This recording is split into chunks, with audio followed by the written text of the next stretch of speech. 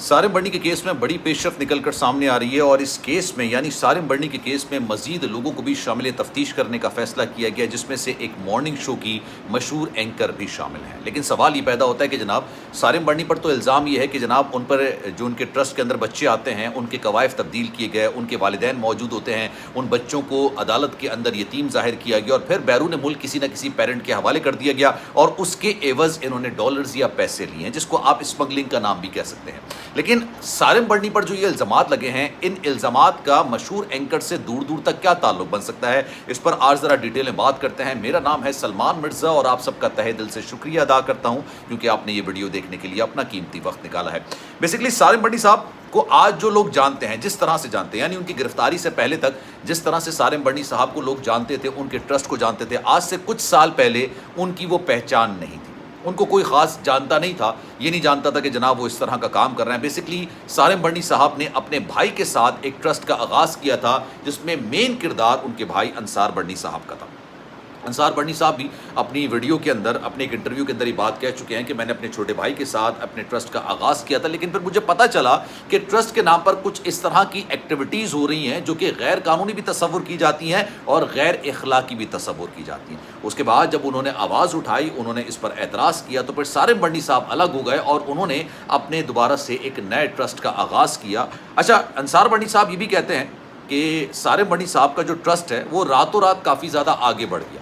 مطلب اس کو کافی زیادہ مقبولیت بھی ملی، اس کو کافی زیادہ پبلسٹی بھی ملی۔ اس کی وجہ یہ ہے کہ جس طرح کے کام سارم بڑنی صاحب ٹرسٹ کے اندر ہو رہے تھے وہ کام وہ نہیں کر سکتے۔ انہوں نے کہا کہ جناب مارننگ شو کی کچھ چینلز کے جو مارننگ شو ہوتے ہیں ان کے اینکرز جو ہیں وہ باقاعدہ سارم بڑنی صاحب کو بلاتے تھے، وہاں پر فیک شادیاں کرائی جاتی تھیں، جعلیاں شادیاں کرائی جاتی تھیں۔ ایک لڑکی کے بارے میں انہوں نے کہا کہ ایک لڑکی مدد مانگنے کے لیے جب آئی، وہ مدد اس کو شاید پیسوں کی تھی اپنے والدین کے حوالے سے، اس لڑکی کو اگلے دن صبح جا کے ایک ہندو سے مارننگ شو کے اندر ہی شادی کروا دی۔ یہ کہا گیا کہ جناب یہ ہندو جو ہے وہ آج نہیں تو کل اپنا مذہب تبدیل کر لے گا اور پھر یہ دونوں خوشی خوشی رہ سکیں گے، تو اس کا نکاح ہی نہیں ہو سکتا تھا۔ انصار بڑنی صاحب نے کہا کہ جن مارننگ شوز کے اندر سارم بڑنی صاحب کو بلایا جاتا تھا اور بچیوں کی شادیاں کرائی جاتی تھی، ہر دوسرے دن کا یہ عمل ہو چکا تھا، وہاں پر جتنی بھی شادیاں ہوئی ہیں وہ 100% جعلی۔ انہوں نے کہا کہ جناب آج وہ لڑکیاں کہاں ہیں جن کی مارننگ شوز کے اندر شادیاں کریں گے۔ اب ایف آئی اے کو غالباً شاید اس طرح کے ثبوت ملے ہیں یا اس طرح کے ایویڈنس، اس طرح کے گواہ ملے ہیں کہ پتہ چلا ہے کہ جناب وہ جو مارننگ شو کی اینکر ہیں، بڑی مشہور اینکر ہیں، ان کی جو پروڈیوسر ہیں، انہوں نے سارم بڑنی سے مراد لی اور سارم بڑنی سے اپنی مقبولیت کے لیے ان کا کندھا استعمال کیا۔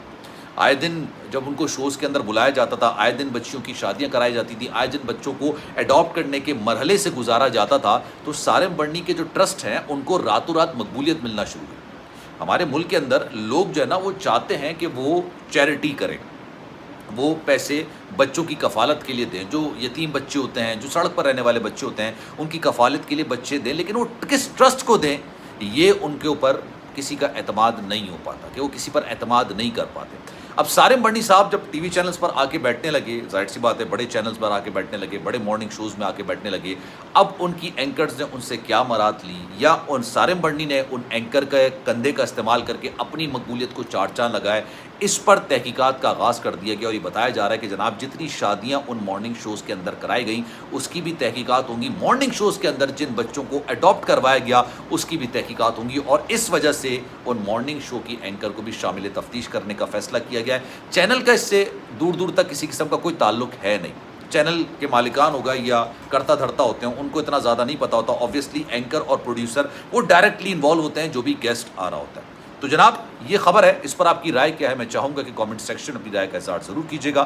سلمان مرزا کو دیجیے اجازت، زندگی رہی، صحت رہی، آپ کی دعائیں رہیں، تو انشاءاللہ پھر ملاقات ہوگی۔ خیال رکھیے گا، اللہ حافظ۔